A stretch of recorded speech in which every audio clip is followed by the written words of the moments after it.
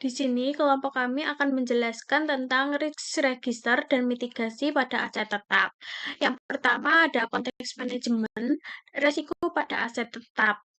Nah, manajemen resiko pada aset tetap beroperasi dalam konteks yang secara fundamental berbeda dari aset lancar seperti kas atau persediaan.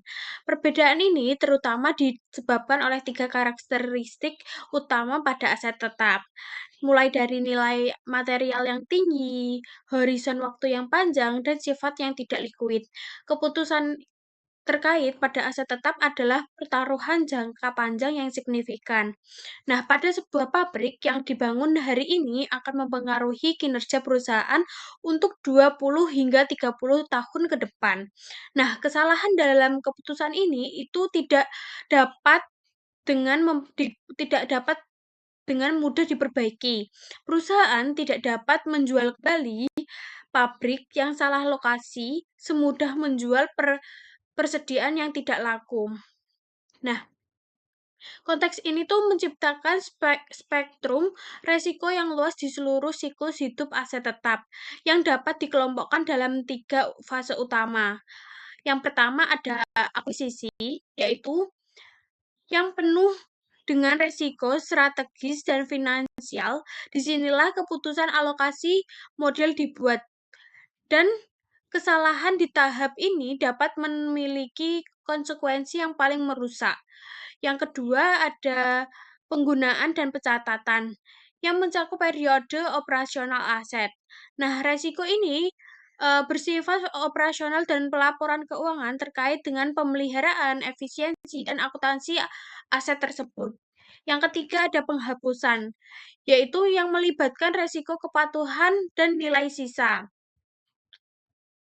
Nah, resiko-resiko ini tidak hanya bersifat finansial, tetapi resiko kehilangan atau kerusakan fisik akibat bencana alam, pencurian, atau sabotase merupakan ancaman nyata.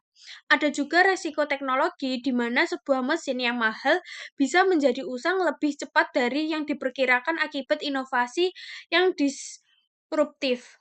Selain itu, resiko kepatuhan terutama terkait pada peraturan lingkungan dan keselamatan kerja yang melekat pada peroperasian aset-aset industri yang sangat signifikan.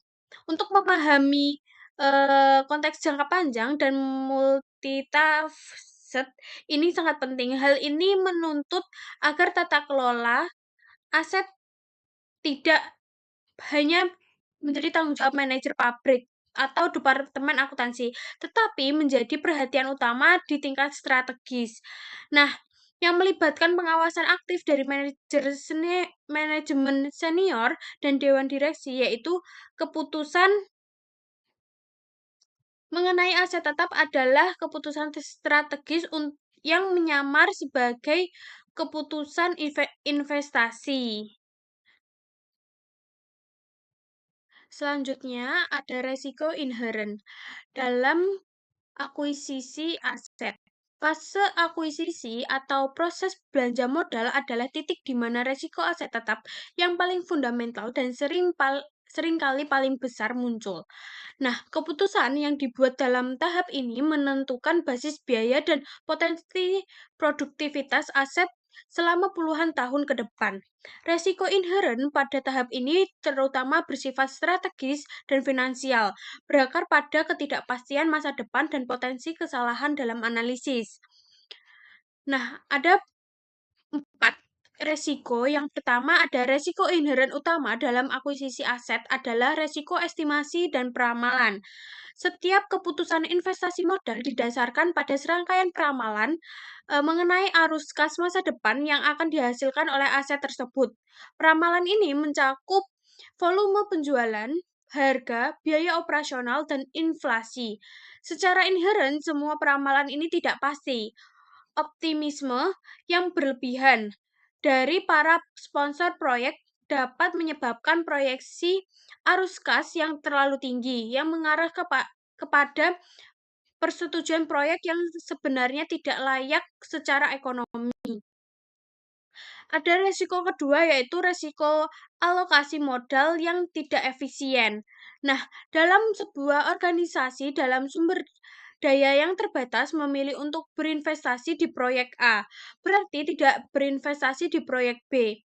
Ada resiko bahwa perusahaan memilih proyek yang salah, yaitu proyek yang memberikan imbal hasil yang disesuaikan dengan resiko atau risk adjusted return yang lebih rendah daripada alternatif lainnya yang tersedia. Nah, hal ini sering menjadi jika proses evaluasi proyek tidak terstandarisasi atau jika keputusan lebih didasar pada politik internal daripada analisis yang objektif. Nah, selanjutnya resiko ketiga, yaitu resiko teknologi dan keusangan.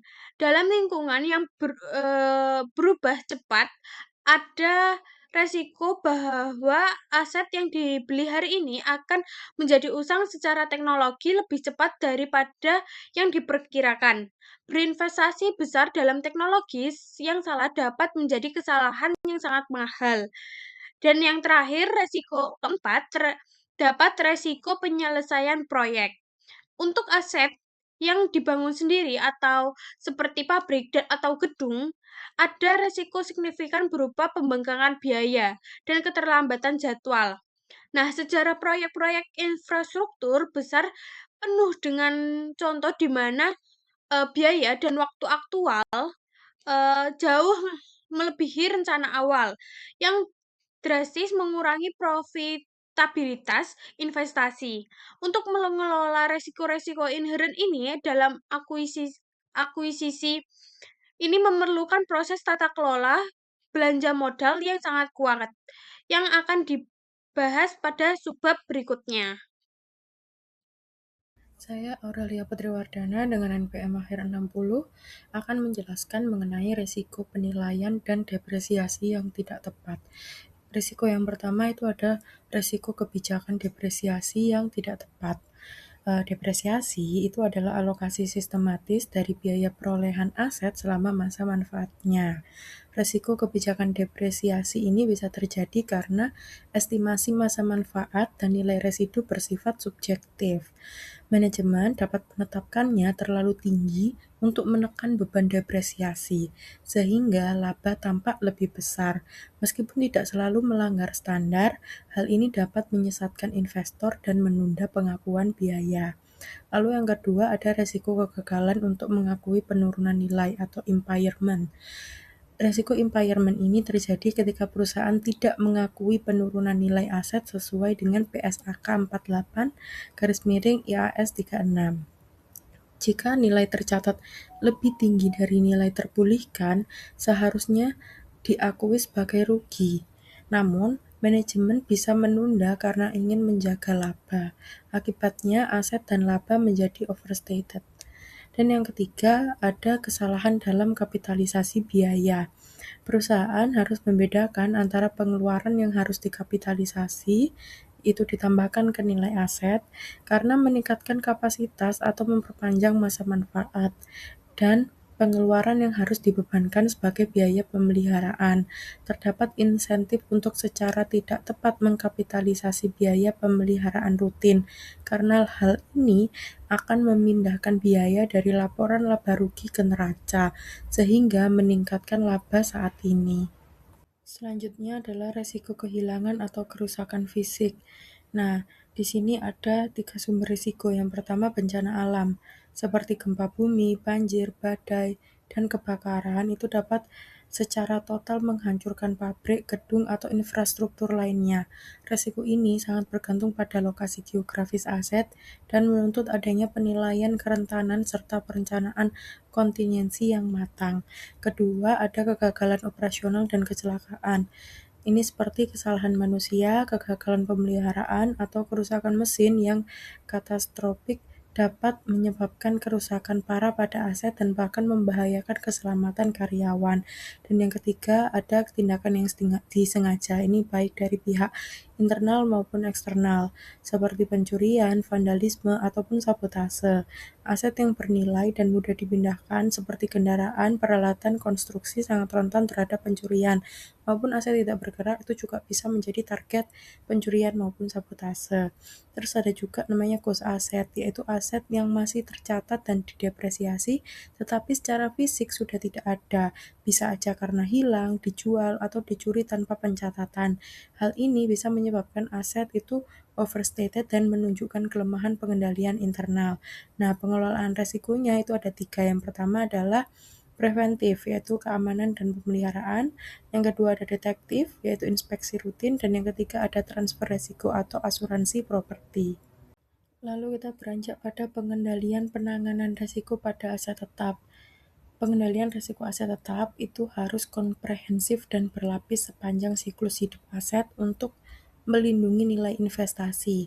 Ada beberapa tahap. Yang pertama ada tahap prakuisisi atau preventif, yaitu perencanaan dan capital budgeting yang matang, otorisasi pembelian yang ketat, serta bertujuan untuk mencegah investasi tidak efisien.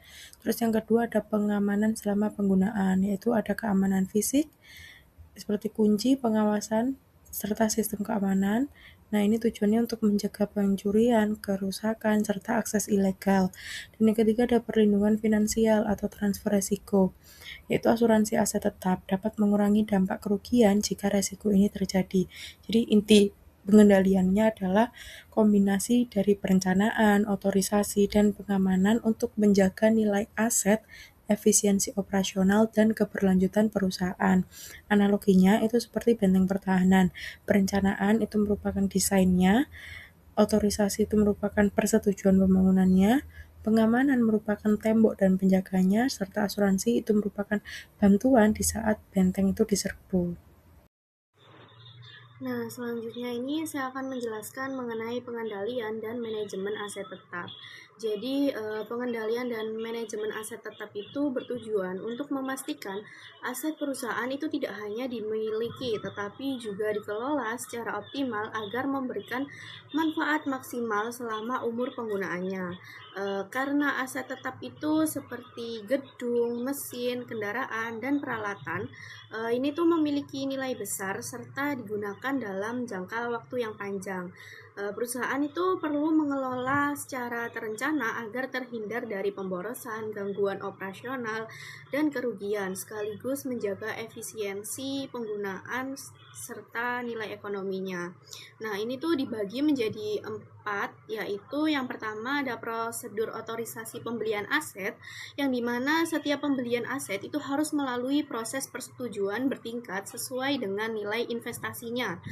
Sebelum disetujui, itu biasanya dibuat seperti proposal yang berisi mengenai analisis strategis, teknis, finansial seperti NPV dan IRR, serta resiko. Tujuannya itu supaya perusahaan tidak salah mengambil keputusan investasi dan dananya itu digunakan secara efektif. Jadi prosedur otorisasi pembelian aset itu berfungsi sebagai bentuk pengendalian agar perusahaan itu tidak melakukan pembelian secara sembarangan. Nah, melalui proses ini perusahaan itu dapat memastikan bahwa aset yang dibeli itu benar-benar dibutuhkan, sesuai dengan prioritas operasional dan mampu memberikan manfaat bagi perusahaan sehingga keputusan pembelian menjadi lebih tepat dan terarah. Lalu yang kedua ada pengamanan fisik aset, yang dimana setelah aset itu dimiliki, perusahaan itu harus melindungi dari pencurian, kerusakan ataupun penyalahgunaan. Nah, dengan caranya itu melalui pembatasan akses atau kunci kartu CCTV, dan pendanaan aset serta pemeliharaan rutin. Pengamanan ini tuh penting untuk menjaga aset tetap dalam kondisi baik dan bisa digunakan dalam jangka waktu yang panjang. Jadi pengamanan fisik aset itu tidak hanya bertujuan mencegah kehilangan atau kerusakan, tetapi juga menjaga agar aset tetap itu dapat digunakan secara optimal dalam kegiatan operasional. Dengan pengamanan yang baik, perusahaan itu dapat memperpanjang umur manfaat aset, mengurangi biaya perbaikan, dan memastikan aktivitas bisnis itu dapat berjalan tanpa gangguan akibat kerusakan atau penyalahgunaan aset. Lalu yang ketiga ada asuransi transfer resiko, yang dimana walaupun sudah ada pengamanan itu tadi, resiko besar seperti bencana tetap bisa terjadi karena itu perusahaan menggunakan asuransi untuk memindahkan resiko kerugian ke pihak lain. Asuransi itu membantu perusahaan tetap bisa bertahan secara finansial jika terjadi kerusakan besar pada aset. Jadi asuransi itu merupakan bentuk perlindungan finansial yang membantu perusahaan mengurangi dampak kerugian jika terjadi resiko besar pada aset. Dengan adanya asuransi, perusahaan itu dapat menjaga stabilitas keuangan ketika menghadapi kejadian tak terduga seperti kebakaran, bencana, ataupun kecelakaan, sehingga kerugian yang timbul itu tidak langsung mengganggu kondisi operasional perusahaan.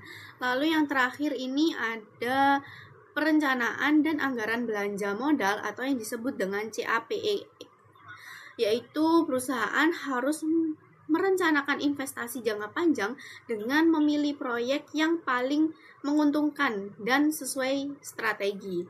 Nah, karena dananya itu terbatas, jadi tidak semua proyek itu bisa dijalankan sehingga perlu adanya prioritas. Jadi hasilnya itu adalah anggaran belanja modal yang menjadi pedoman dan alat kontrol selama periode tertentu. Jadi perencanaan dan anggaran belanja modal ini itu penting karena berkaitan dengan keputusan investasi jangka panjang perusahaan. Melalui CAPEK ini, perusahaan dapat menentukan aset mana yang paling dibutuhkan untuk mendukung pertumbuhan usaha sehingga dana yang dikeluarkan itu tidak hanya menjadi pengeluaran besar, tetapi juga menjadi investasi yang mampu meningkatkan efisiensi dan produktivitas perusahaan di masa depan.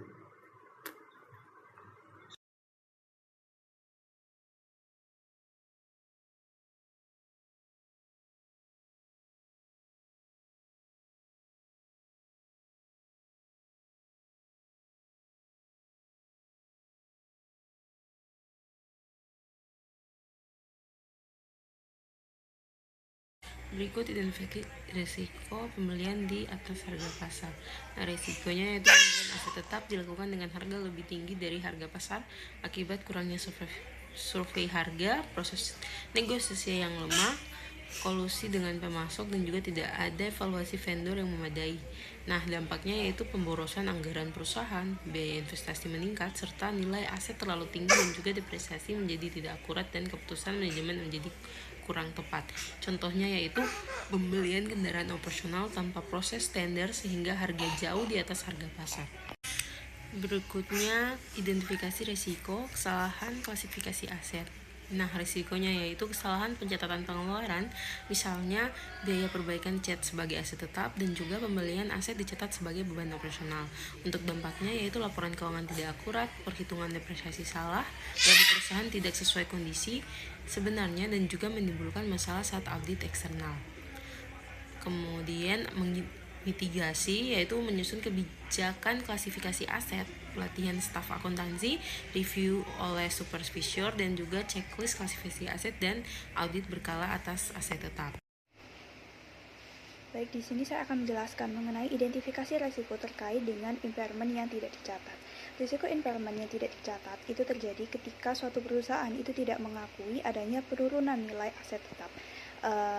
Sehingga aset dan laba ditahannya itu dilaporkan terlalu tinggi. Nah, risiko ini sendiri itu umumnya disebabkan oleh keengganan manajemen atau lemahnya pemantauan indikator terkait penurunan nilai, terutama pada industri yang cepat berubah.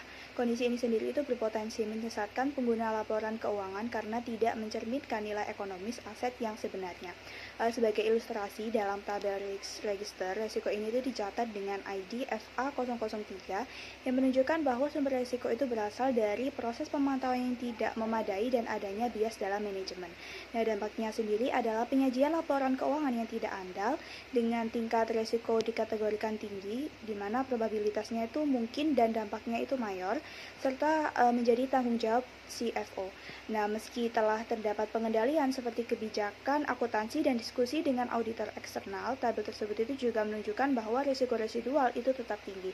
Nah, oleh karena itu diperlukan penguatan percepatan pengendalian melalui peninjauan indikator secara berkala dan evaluasi independen oleh audit internal agar pengakuan penurunan nilai itu dapat dilakukan secara lebih objektif dan tepat waktu. Selanjutnya mengenai mitigasi risiko terkait pencatatan dan penghapusan aset.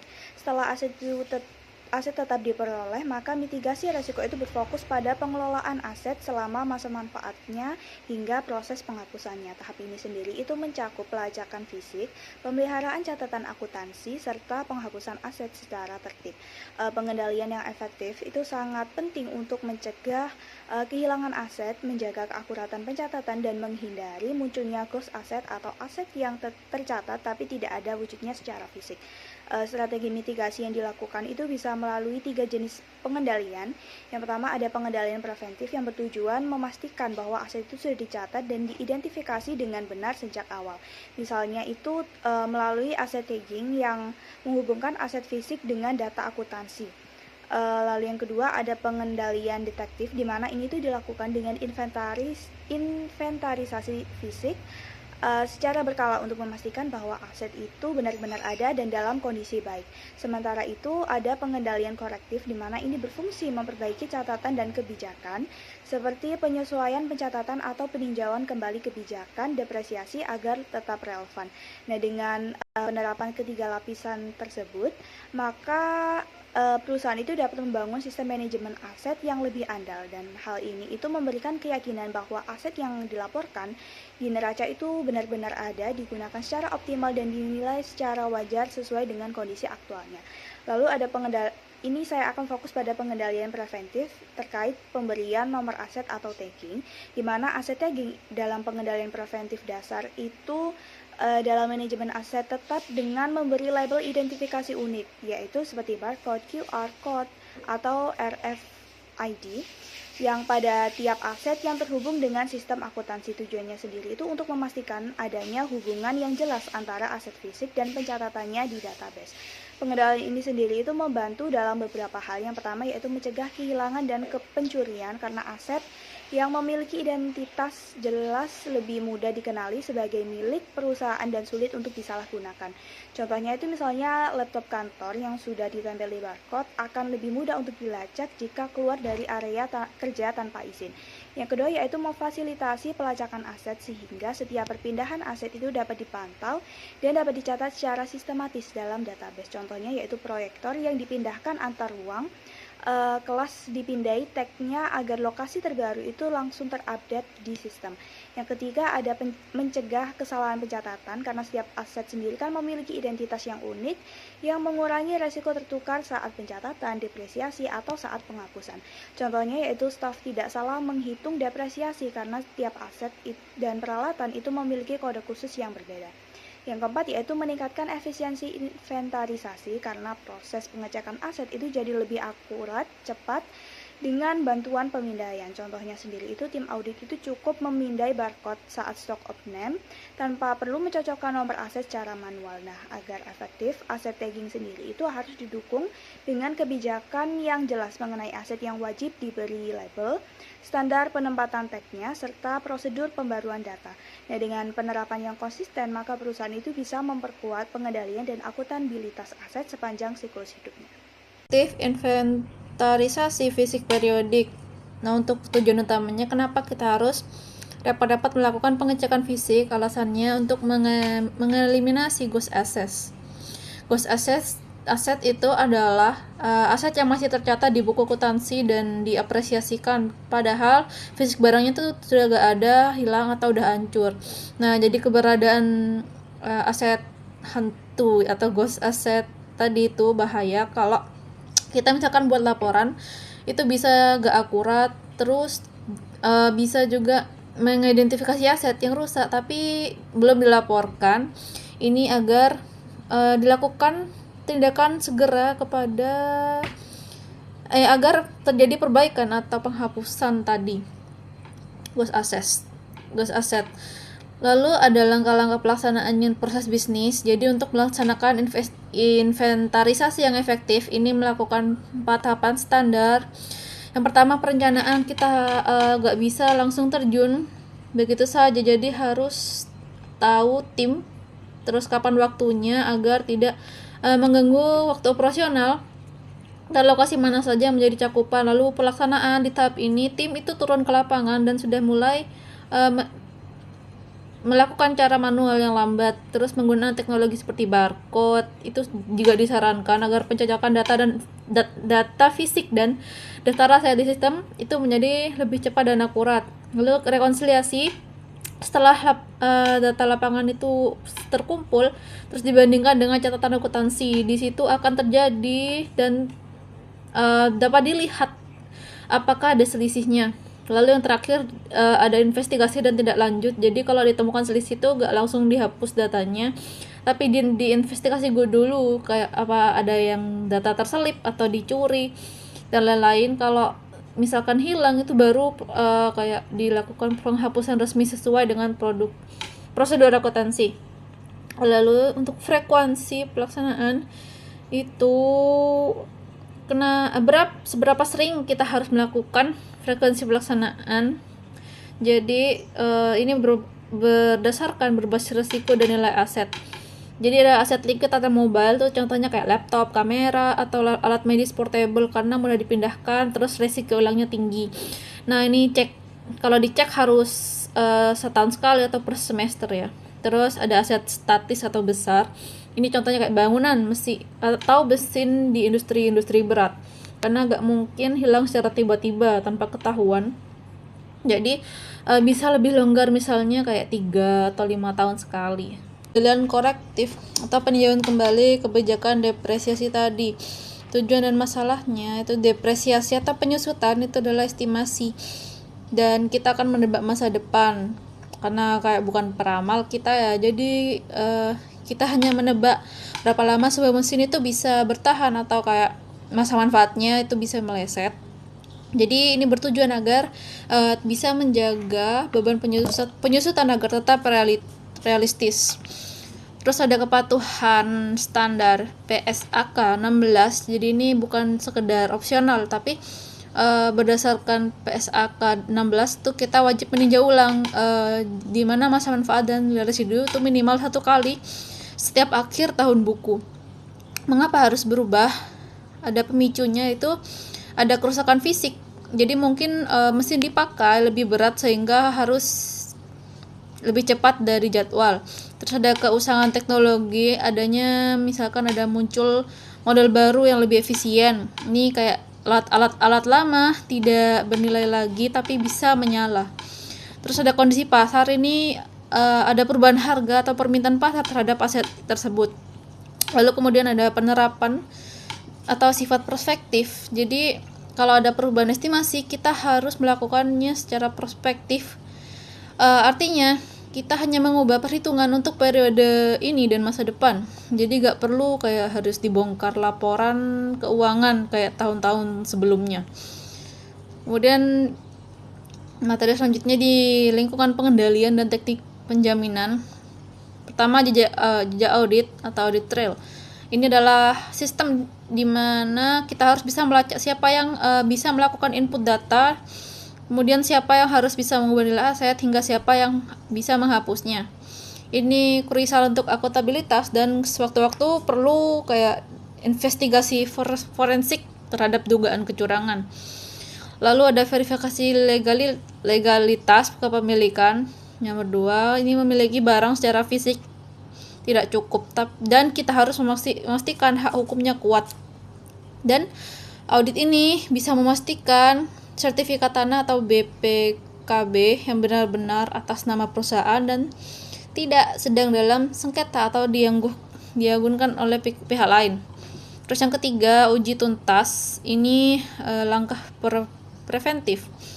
Jadi kita sebelum mengeluarkan modal yang besar untuk akuisisi atau kayak investasi aset lah, kita perlu due diligence atau uji tuntas untuk memastikan tidak ada liabilitas tersembunyi yang bisa merugikan perusahaan di hari-hari selanjutnya. Baik, yang selanjutnya yaitu mengenai materi audit trail perubahan aset. Terlebih dahulu, audit trail merupakan catatan kronologis yang secara otomatis merekam seluruh aktivitas yang terjadi dalam sistem, khususnya terkait perubahan data aset tetap. Dalam konteks manajemen aset, audit trail berfungsi untuk mencatat setiap penambahan, penghapusan maupun modifikasi aset yang dilakukan dalam sistem akuntansi. Keberadaan fitur ini sangat penting karena menjadi bagian dari pengendalian berbasis teknologi yang mampu mendukung transparansi dan akuntabilitas dalam pengelolaan aset tetap. Informasi yang dicatat, audit trail yang efektif harus mampu mencatat informasi penting secara lengkap untuk setiap perubahan yang terjadi. Informasi tersebut meliputi apa yang diubah dalam data aset, siapa pihak atau pengguna yang melakukan perubahan, kapan perubahan tersebut dilakukan secara spesifik, meliputi tanggal dan waktu, serta nilai sebelum dan sesudah perubahan. Dengan pencatatan yang rinci ini, setiap aktivitas dapat ditelusuri secara jelas dan sistematis. Fungsi utama audit trail memiliki dua fungsi utama, yaitu sebagai pengendalian preventif dan detektif. Secara preventif, audit trail mampu mengurangi potensi kecurangan karena setiap tindakan pengguna akan terekam dan dapat ditelusuri kembali. Sementara itu, secara detektif, audit trail membantu manajer maupun auditor dalam meninjau dan mengevaluasi perubahan yang terjadi, sehingga dapat memastikan bahwa semua perubahan telah melalui proses otorisasi yang tepat, serta mengidentifikasi adanya penyimpangan. Selanjutnya, manfaat. Manfaat audit trail sangat signifikan dalam mendukung pengendalian internal. Pertama, audit trail memastikan bahwa setiap perubahan yang dilakukan telah mendapatkan otorisasi yang sah. Kedua, audit trail mempermudah proses audit karena auditor dapat dengan cepat mengidentifikasi dan menguji perubahan pada aset tetap. Ketiga, audit trail menyediakan bukti forensik yang sangat penting jika terjadi penyimpangan atau kecurangan, sehingga dapat digunakan dalam investigasi proses lebih lanjut. Keamanan sistem. Dalam lingkungan pengendalian modern, audit trail harus dijaga integritasnya dengan sangat ketat. Akses untuk melihat audit trail perlu dibatasi hanya kepada pihak yang berwenang. Dan yang paling penting, tidak boleh ada pihak, bahkan administrator sistem, yang memiliki kemampuan untuk mengubah atau menghapus catatan dalam audit trail. Hal ini bertujuan untuk memastikan bahwa audit trail tetap andal, tidak dapat dimanipulasi, dan mampu menjamin integritas sistem informasi akuntansi secara keseluruhan. Materi yang selanjutnya yaitu verifikasi legalitas kepemilikan aset. Terlebih dahulu, verifikasi legalitas kepemilikan aset merupakan proses untuk memastikan bahwa perusahaan benar-benar memiliki hak hukum yang sah atas aset yang dimilikinya, terutama untuk aset bernilai besar seperti tanah dan bangunan. Pencatatan dalam buku besar saja tidak cukup, karena tanpa bukti legal yang kuat, aset tersebut berpotensi menimbulkan masalah di kemudian hari. Oleh karena itu, verifikasi ini menjadi sangat penting untuk mencegah sengketa hukum serta menghindari risiko kehilangan aset yang nilainya material.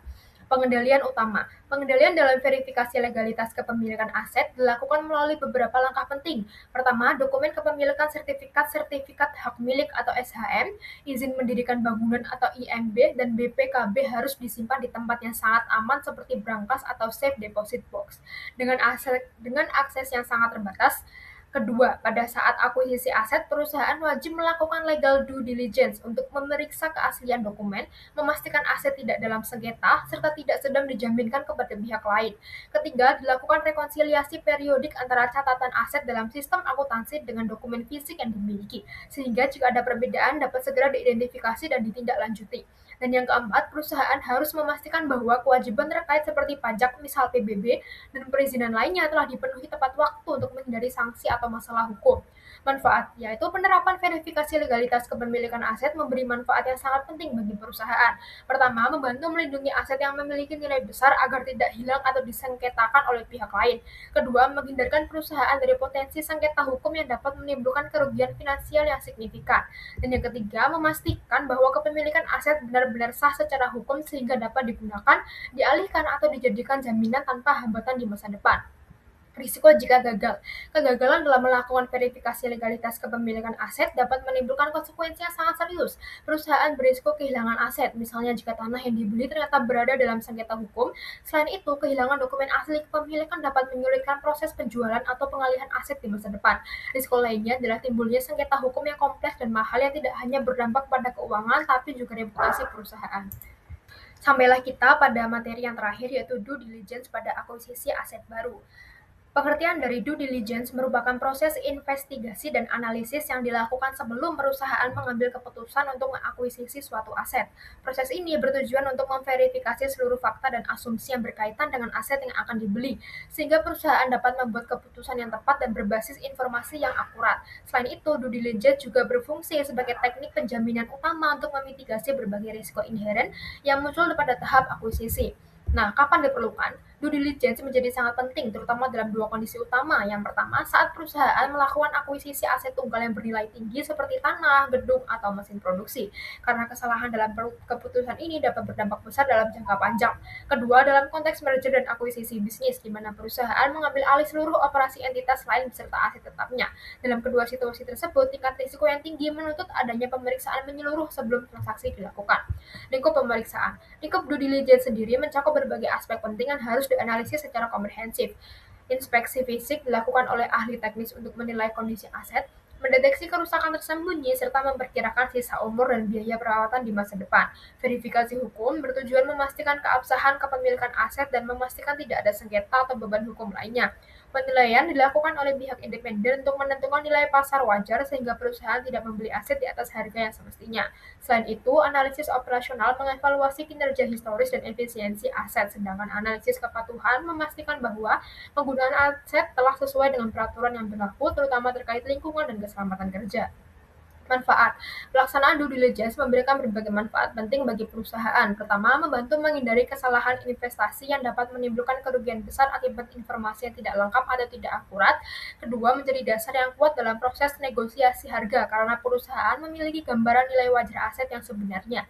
Ketiga, memastikan bahwa seluruh informasi yang digunakan dalam pengambilan keputusan telah diverifikasi secara menyeluruh sehingga keputusan yang diambil lebih rasional dan dapat dipertanggungjawabkan. Sekian pemaparan dari kelompok kami. Apabila ada salah kata, mohon dimaafkan. Wassalamualaikum warahmatullahi wabarakatuh.